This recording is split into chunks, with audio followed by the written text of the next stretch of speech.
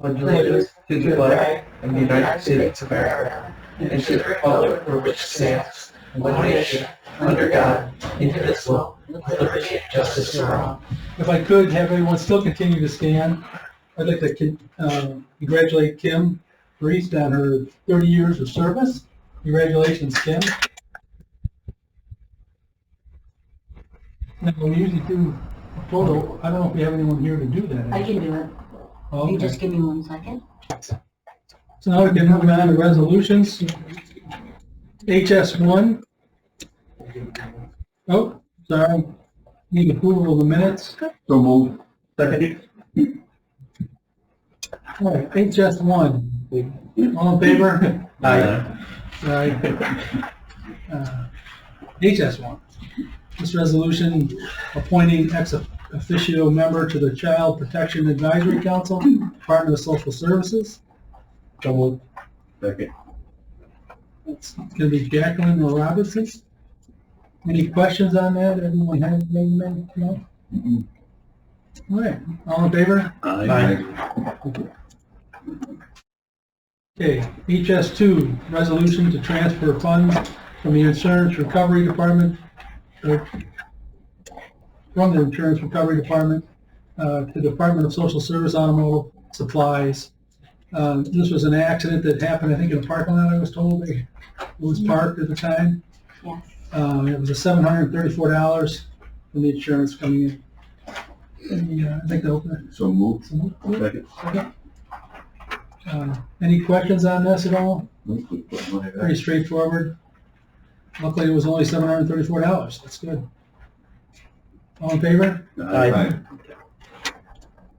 Okay, HS3, resolution authorizing budget modification, Department of Social Services, Adult Protective Grant Acceptance. This is a grant that's coming in, $11,465. We have open up the discussion. So moved. Second. Any questions on this? This is funds coming in. They're going to go right into their appropriate office and supplies budget line, and also as the aid comes in, it's going to go into the receiving the aid into that budget. Yeah, there's a time frame in this, so you have to use these funds within a certain time frame? Yes. Okay, there's no problem doing that.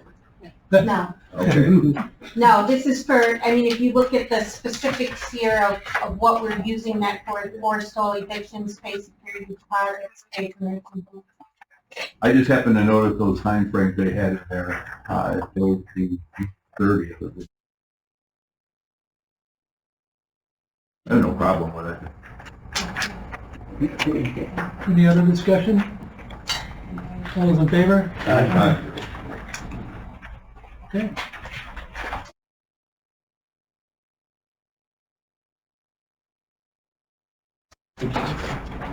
HS4 is a resolution authorizing budget modification, Department of Social Service, acceptance of federal funds for non-residential domestic violence service.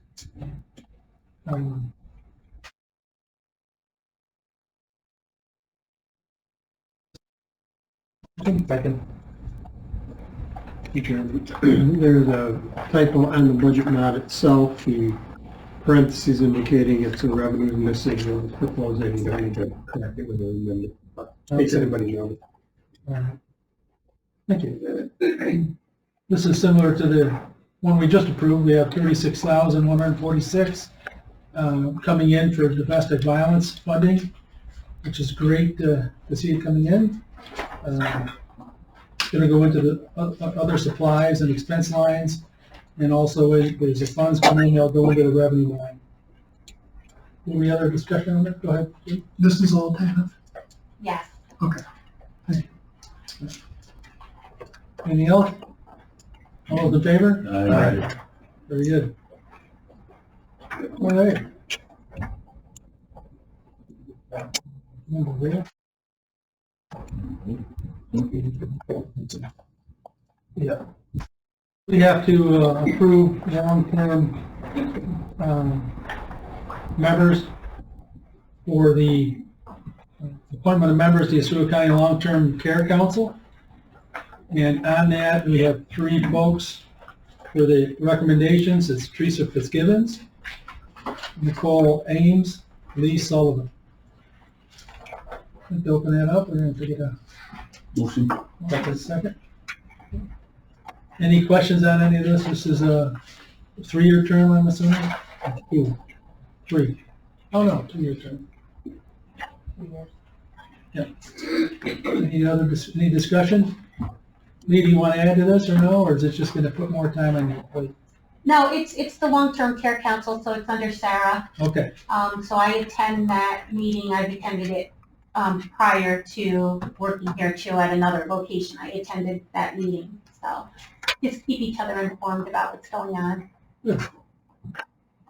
Sarah, do you have anything you want to add to that? No, it is an important committee or council for the community to talk about where there are gaps in services and long-term services. And it seems like we're all aging and people are living longer, so it's a needed think tank per se to identify where there's gaps in services and try to come up with solutions. Very good. Sounds like a worthwhile group, that's for sure. Okay, all in favor? Okay. All right, now we're going to go to reporting departments. Oswego County Youth Bureau. Hey, first thing I'm going to talk to you about is the Youth Career Summit, and there's a flyer going around. The 2025 summit will be June 5th at the fairgrounds. It's will be the 20th year we do the event. It's for 8th grade students in Oswego County to attend. We have 8 school districts committed, roughly about 700 8th graders, and with the volunteers and businesses, we'll have about 90 participants. We have 35 businesses that we work with to talk about careers in Oswego County. So it basically gives the 8th graders some information on different careers, and as they enter high school, they can kind of focus a little bit on a path to get to where they may go. Last year, we were lucky enough to have Legislator Scanlon, who was at the event, and Legislator Krasnick, who have done welcomes to the students while they're there to provide some information about Oswego County and do a welcome for that. So the flyer right here is we're right in the process right now of recruiting to put together our schedule, who will be presenting. Last year we had drone soccer as a new thing. This year we've been working with, I think it's Novellis. It's either Novellis or Constellation that are bringing the robotic dogs, I think, this year. So that'll be the interesting piece that I think they both have them, so it'll be kind of interesting if they're near each other, if anything happens weird. But the kids really like that. State police bring their canines, Constellation in the past has electrocuted a pickle, things to give that interest to go about doing that. So we're in the process of doing that right now. We had our youth leadership forum in Albany at the beginning of this month. I went with 12 youth from Oswego County who participated. They were able to listen to keynotes and go in breakout sessions and then meet with Senator Walczak and Assemblyman Barkley. And they got a tour of the Capitol, so that was nice. They could talk about Oswego County and things that are happening there. Camp Hollis, right now we have 205 registrations for summer, so we're on a good kick to move forward on that. I have a flyer here I'll pass out that during spring break, we're going to run a camp out there. There'll be different options from overnight camp to day camp, so there'll be information on there as to how you can register to be a part of that. We did have a little ice damage out to camp this past winter. Some snow came off the roof and created a little bit of damage. We're working with insurance right now, and we have things all cleaned up and moving along with that. We have 17 staff positions filled today. We're still looking for a few, a couple lifeguards, some overnight camp counselors and day camp counselors, but we're moving along pretty good with that. At Camp Zerby, our snow maze is about 1 week from completion. We were doing really good with that, and then all the snow out there, which you would say is good and not so good, has been good. Has been, I think, good for what we're doing. Part of the sidetrack is we've been shoveling roofs out there for the last week or so, and that's been taking up a lot of time to do that. We hired a camp director, and we have 2 counselors that we're working with right now through the interview process to hopefully fill. We have more openings out there. We have approximately 50 campers signed up so far for that program. So again, good kickoff to get that moving along as we go forward. I met with the group that are putting in the disc golf, and as soon as the snow is cleared enough for them to do so, they'll get that up and running and get that finalized. So we also have been talking with Buildings and Grounds that we have new basketball hoops that they're going to install once we can find the ground. And we have new pickleball courts that will get the netting up and things once that's all, again, available to do so. We just opened our registration for our Challenger softball and girls softball at Legends. We are finalizing the details for the sports camp with the health department, moving along with that. Aside from Champion Sports and the Oswego City School District, who we've contracted with to use Legends, SUNY Oswego has reached out to us that obviously with all the snow, they're behind, so they're looking for their women's softball team to potentially be playing at least their early games at Legends if they're able to do so. And Mexico School District has also reached out to us about playing their games out there. The interesting piece about Mexico is they're looking to play varsity baseball there as opposed to nobody else is willing to play out there because the fields aren't deep enough, but Mexico says they are. So Mexico is looking to possibly play their entire season. They're talking to us about that. Let me see. Yeah.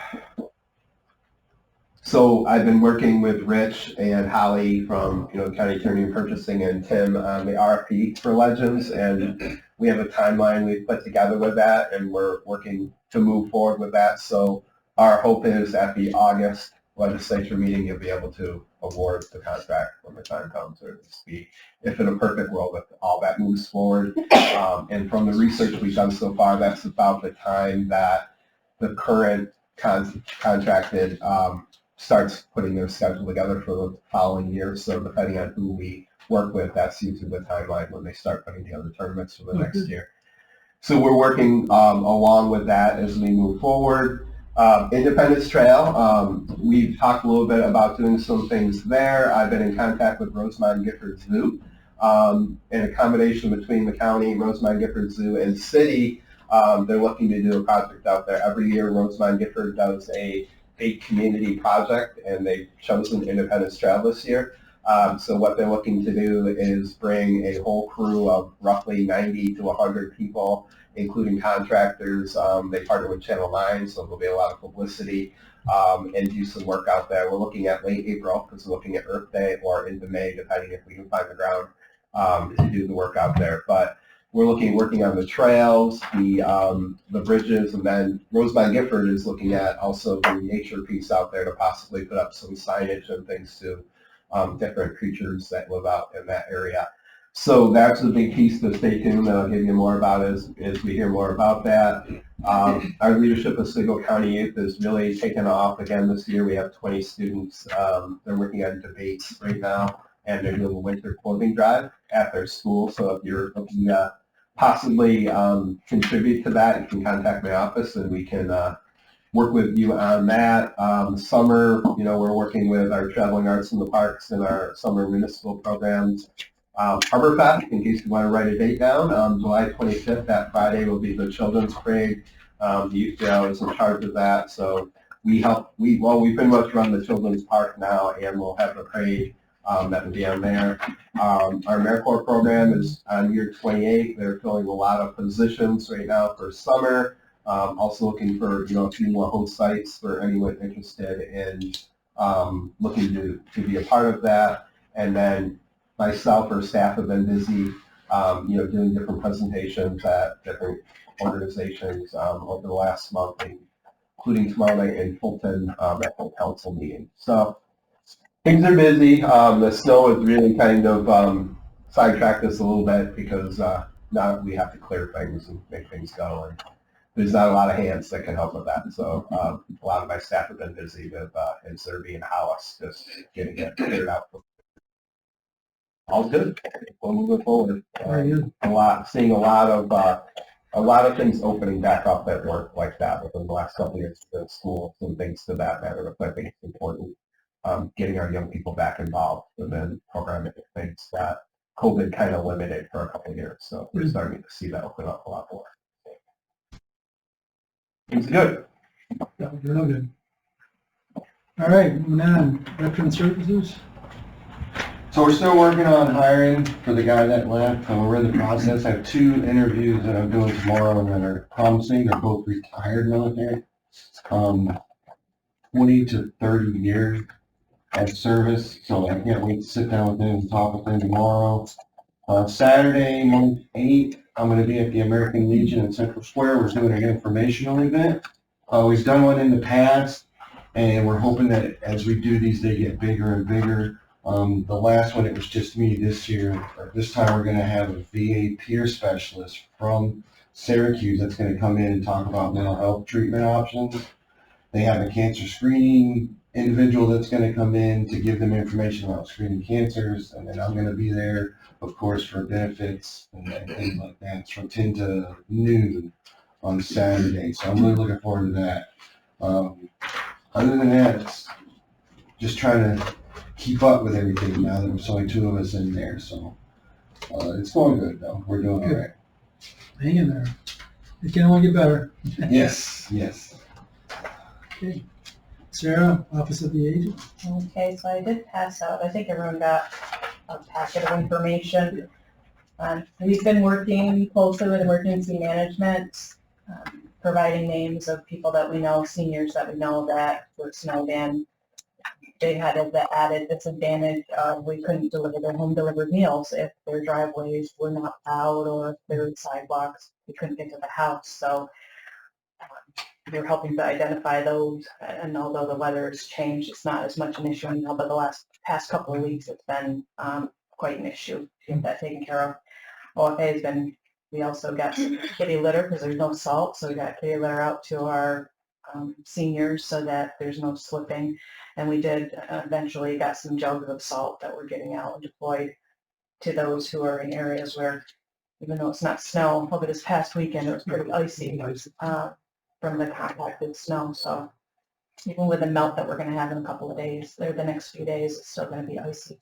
So we'll get those out.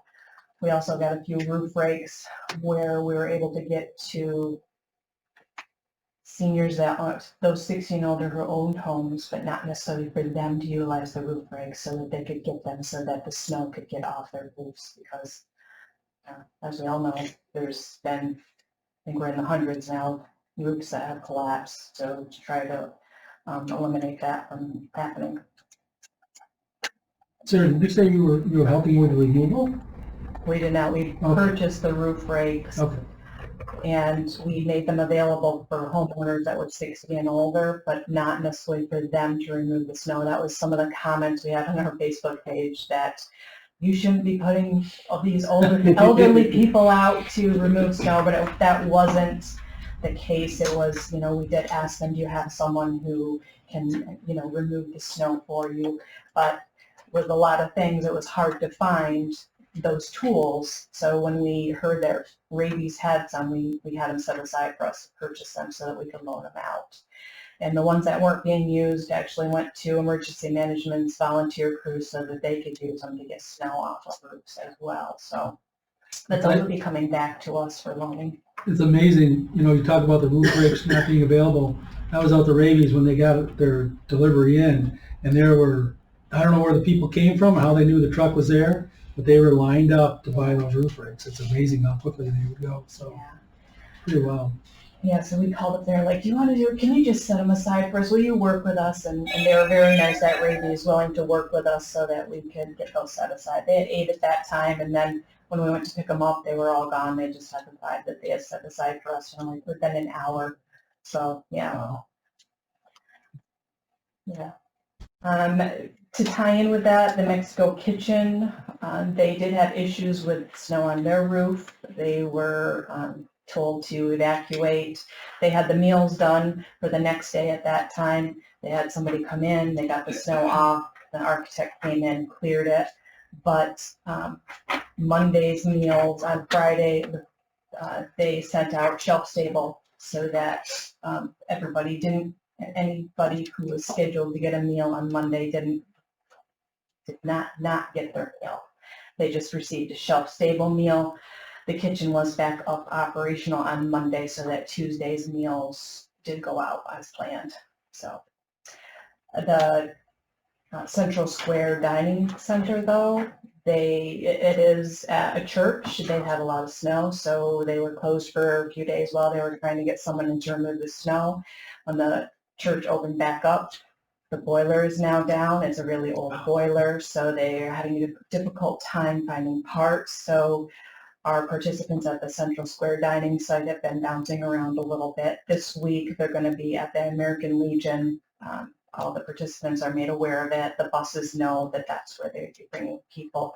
But until that site gets the part for the boiler, they may be moving around a little bit to accommodate the participants in Central Square. That's one of our most active sites, is in Central Square. So the OCO has been doing a great job finding alternatives so that we can still get the people their meals.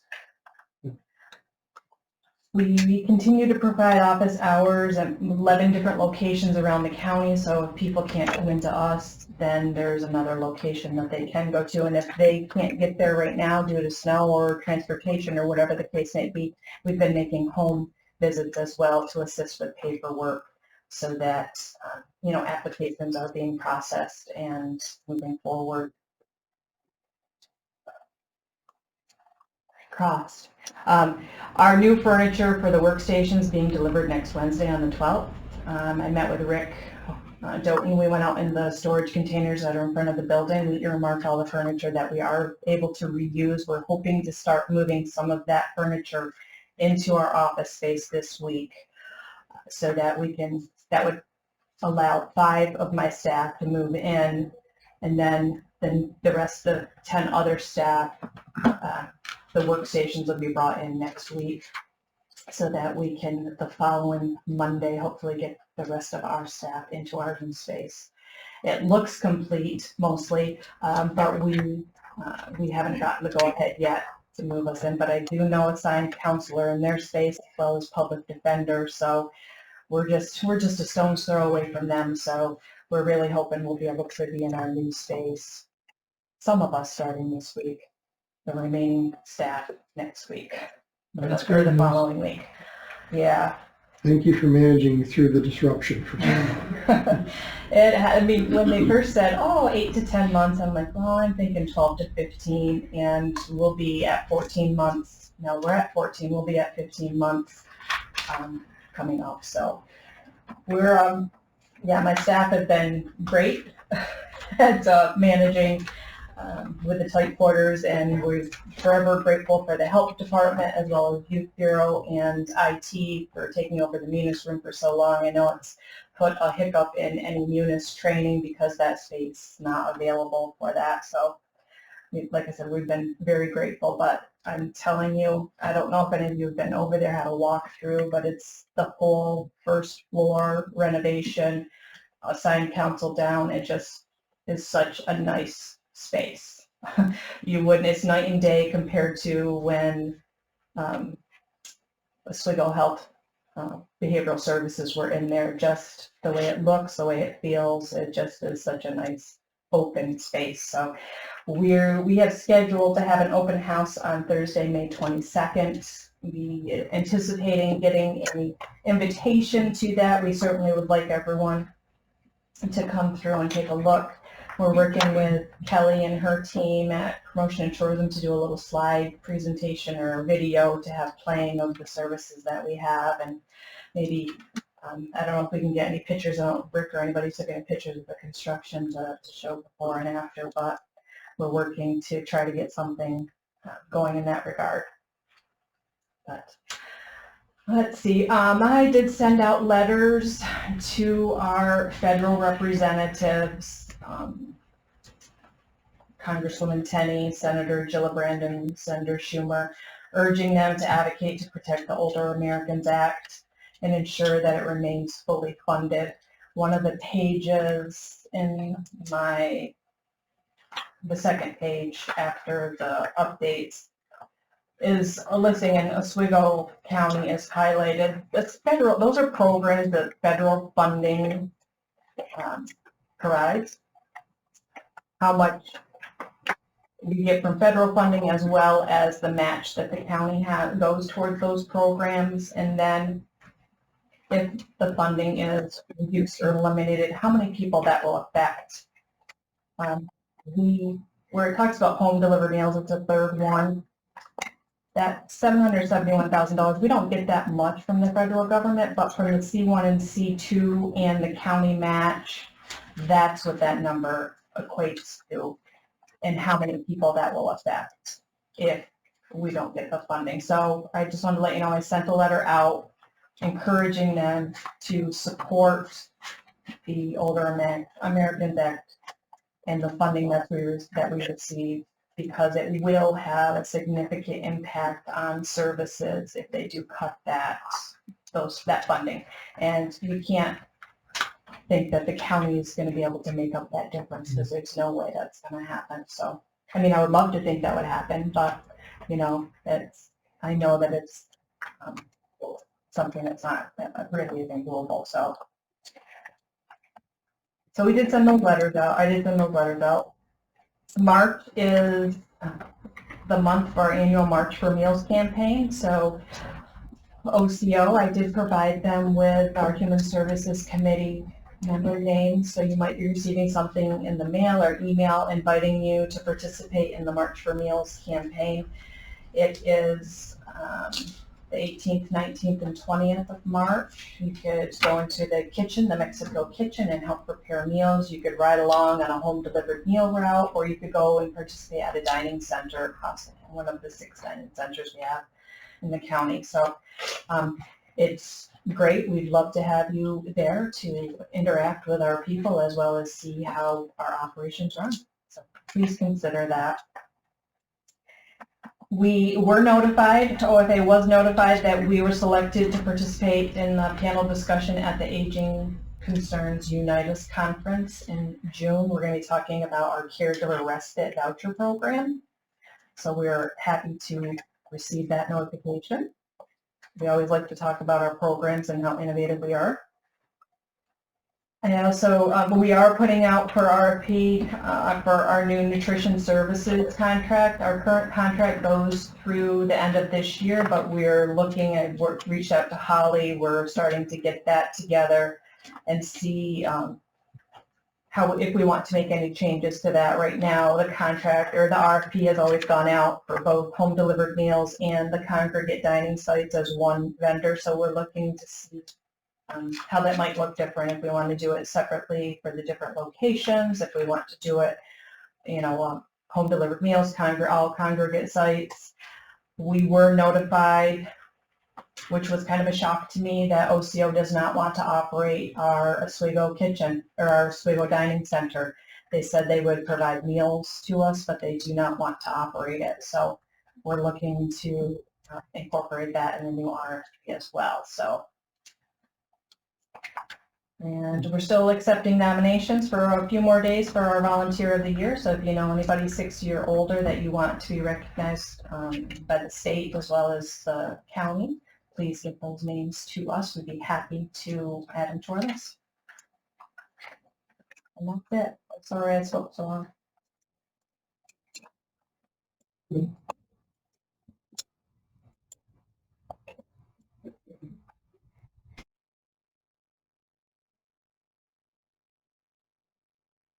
Okay, so we have some updates. I'm going to start with the administrative and staff development updates. So I'm not sure if everyone is aware, but Freddie Wilson did resign as deputy commissioner effective 2/20/25.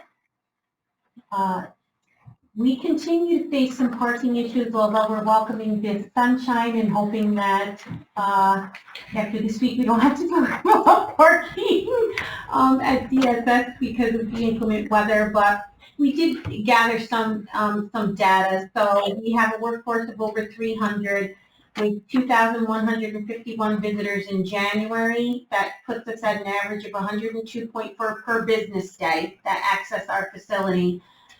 the 214 main lot spots and the 20 overflow spots are clearly insufficient, especially when the snow is here, and we lose 15 to 20 spots because of the snow, and the snow banks. Thanks to the county for coming out and over the weekend, 2 weekends ago, and knocking down all the snow banks. What a difference it made. This month, though, at the beginning of the month, we did have to do some shuttling from staff that live locally that were letting some of our staff park in their parking spot and then going and picking them up with a vehicle and bringing them back, in addition to having staff park at the Tops parking lot, and then picking them up from there to get to work. So I think that still remains a priority for us, is trying to figure out the parking issues. So hopefully with things winding down, it's going to be less of an issue, but still something to be on our radar. Attorney O'Neill resigned effective 2/21/25. Senior Supervising Attorney Taryn Perrone also resigned. Her last day is this Friday. Attorney Marshall Melissa Marshall will be leaving at some point closer to April. That leaves one permanent attorney within the division. So we did send out 82 letters seeking contracted attorneys, contacted bar associations. Locally, Rich helped us out with sending out some information for us. We also did put out an RFP just to kind of cover ourselves so that we could ensure that we get the coverage we need, because we're going to be in quite a little bit of a pickle here. Did have Del Guile step up to offer some assistance when we need it. I did schedule an interview with one person, and we are waiting for Rich to make a counter for us. And hopefully we can get this person working for us. And then we have another part-time contracted attorney that's going to be interviewing in a week and a half. So hoping that he comes on board to help a little bit with what the struggle that we might be facing here. And, you know, my hope is that maybe those folks might want to look at us full-time. I know Onondaga County lost 4 attorneys, so Lou is also reaching out to 2 of those attorneys to see if they're interested in coming our way. And we'll see what happens with maybe getting some other responses. We did hold our first town hall meeting, so I had been sending out when I started some memo updates just to kind of let people know what was going on, and I guess they were frowned upon. They felt those were a little impersonal, so we did a town hall virtual meeting so that people could see my lovely face. And I don't know, I haven't gotten any feedback yet, but the team also participated and did some reports, and we recorded it so that staff who couldn't attend could go back and review it. The Commissioner's Office met with Tim Stahl and Heather Snow to begin exploring how the department can collaborate regarding the Transportation Division, and we'll continue to meet and explore options. We think there's some value in them maybe picking up some of the transportation pieces for us to reduce some of the expenses. They have a good plan and operation for contracting with taxi cabs who tend to charge us double and triple the amount when they hear it's DSS. So hopefully we can try to reduce some fees in that way. I met with Tim Ball from Bonadeo, Nick Coulter, the co-founder of PCHO, and Gidget Stevens, who's the Director of Integrated Services, to discuss homelessness and housing. We reviewed United Way's Bring Home Housing campaign and the recent housing summit, and having conversations emphasizing the urgent need for expanding housing options, which is nothing new for our county. Let's talk about that. We also met with Chemung and Nassau County to discuss the barriers and some of the solutions they had for homelessness. Chemung County opened a new shelter in May of 2024 and implemented diversion strategies, reducing homeless shelter placements by 20%. I thought that was pretty significant considering some of the stats that we've had. Previously, they sheltered approximately 200 individuals per night in hotels and motels, but with the addition of the shelter, they're now averages fewer than 50, leading to some really good decrease in their counts. Nassau County did post an RFP for hotels and motels to secure rates and rooms. And so I think we're going to continue to collaborate with other counties because we're all in the same situation right now and trying to share the ideas that are working for them. Obviously, Nassau County is pretty big and they're getting, thousands of calls versus our hundreds. So compared to them, our situation is not significant, but for us, it's significant. Lee, on that, you were saying Chemung opened a new shelter. Was it a new building or was it a school they took over, or what did they help? What did they say that was? I believe it was, I can't remember exactly what building it was that they took over, but it could house about 57 people, and it was full at first.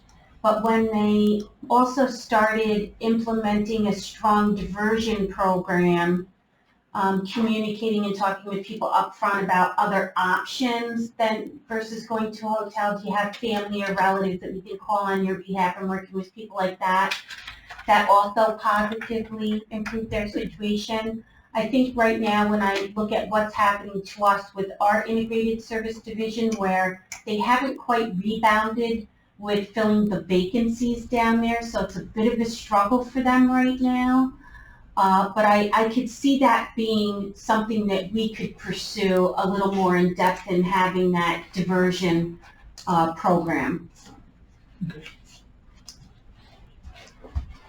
I did meet with Oswego Police Department, Chief Katie and the Deputy Chief, just to establish a rapport and touch base about both the proficiency or deficiency in our teams working together, but they really expressed improvements in communication as of late with our CPS division, and also they will be sending some representation to CPAC. We talked about that it seems that the Child Protective Advocacy Committee has really declined in people's participation. And so we did send out some notices to folks, and they're going to make sure that somebody represents them. Again, this is about collaborating with those first responders and developing that relationship. And they really did have a lot of positive things to say about the MDT team, and working with Rich specifically about how knowledgeable he is. And how he really steps up to a lot of those cases, so they're familiar with him because he's a frequent flyer.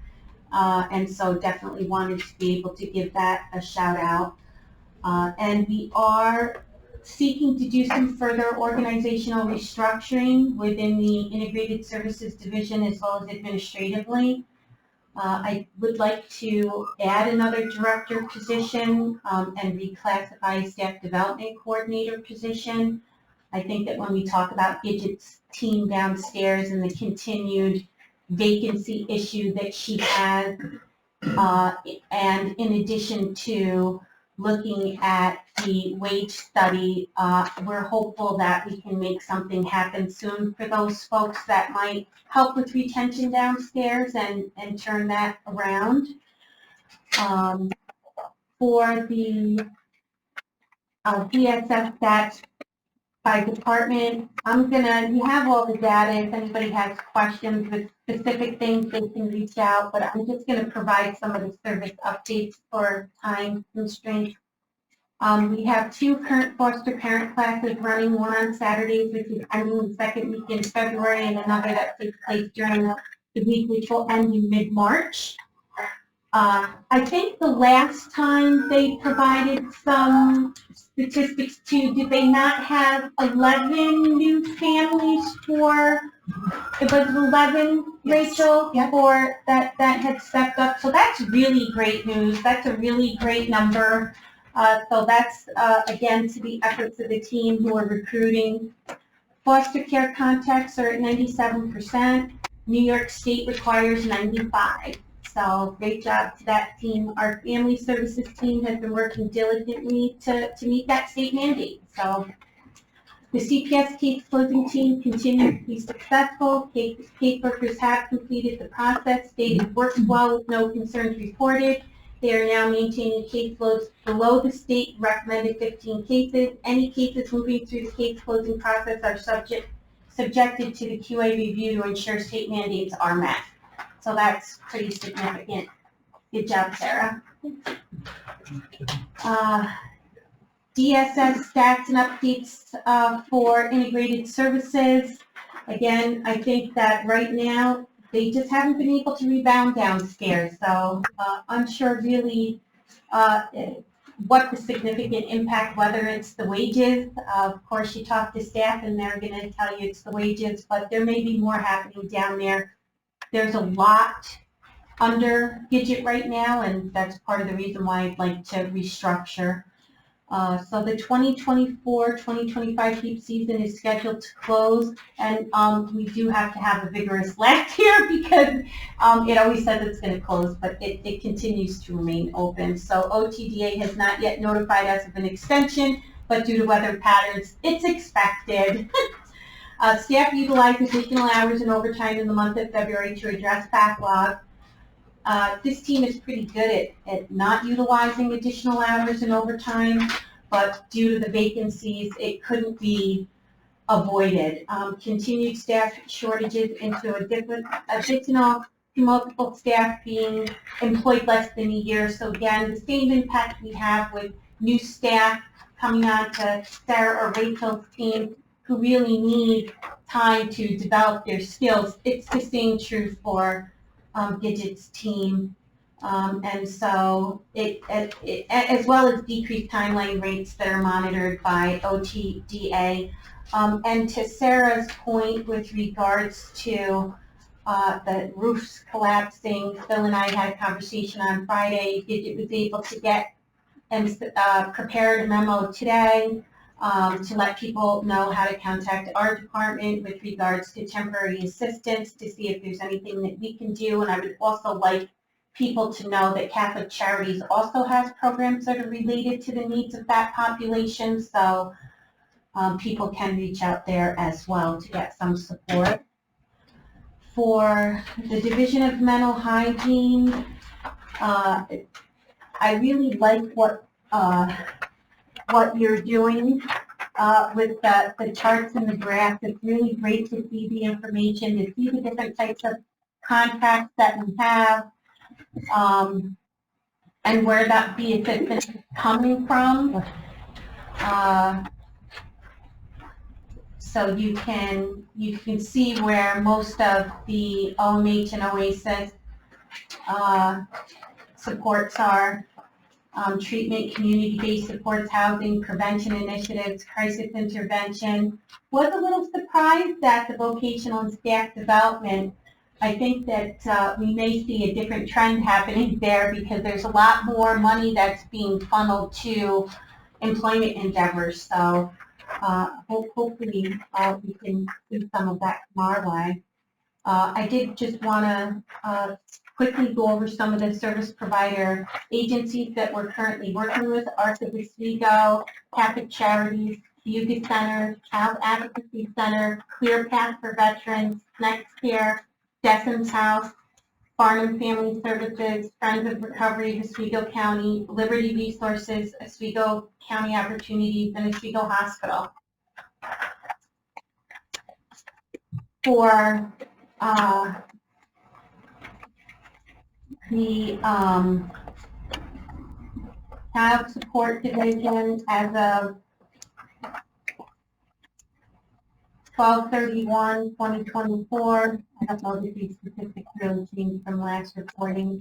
92% of collections went to families, 8% went to assistance reimbursement, and 0% went to medical support. And finally, for the overall landscape, We are still working on some backlog. We did talk about having someone come in to assist with some of the backlog in the finance department to get us caught up to date. And we're hoping that that's going to happen by the end of the month, this month, doing contracted. Do you remember her name? Is it Cheryl? Yes, it's Cheryl. What's her last name? Cheryl Locks is confused. So she's well known around these parts apparently. So I'm lucky to have her expertise to come in and help the team. Not only is she going to help with some training and getting the backlog taken care of, but she's also going to help with developing some guides so that, you know, when top-notch people leave, they, like Veronica sitting over there, they take all the knowledge with them. And so it would be really great to have some of those materials after Cheryl is done helping us so that the team has something to refer to as we move forward in their, you know, staff turnover and staff changes. So that's where DSS is at. Any questions? It's a lot to digest. Yeah. Thank you. May I ask a question? Yep, sure. Nicole, I'd like the chart too. It indicates here that about 44,000 and change is directly federal funding. Do we have any indication, you know, the majority of this is all coming from the state, but do we know how much of that state money might be federal pass-through? That originates from the federal government, goes to the state, and then comes to us? The 44.6 is actual, it's federal pass-through. It comes through the Office of Mental Health. Okay. That's the only piece of it. It's actually federal money that we track, but the rest of it is all state money. It is all state. Okay, thank you. State or the opioid settlement. Okay, anything else for anyone? All right. Thank you for the information. It was really good to have all of that. Now, is a lot of that you gave, I didn't get all copies of all of it? I'll make sure they get you, she didn't make me enough copies, but I'll send every, I'll email everybody the full packet. Okay, Yeah. all right, thanks. Appreciate it. That being it, do we have the appropriate motion here? Motion. Second. Second to adjourn? Thank you very much, everyone. Thank you. Very good.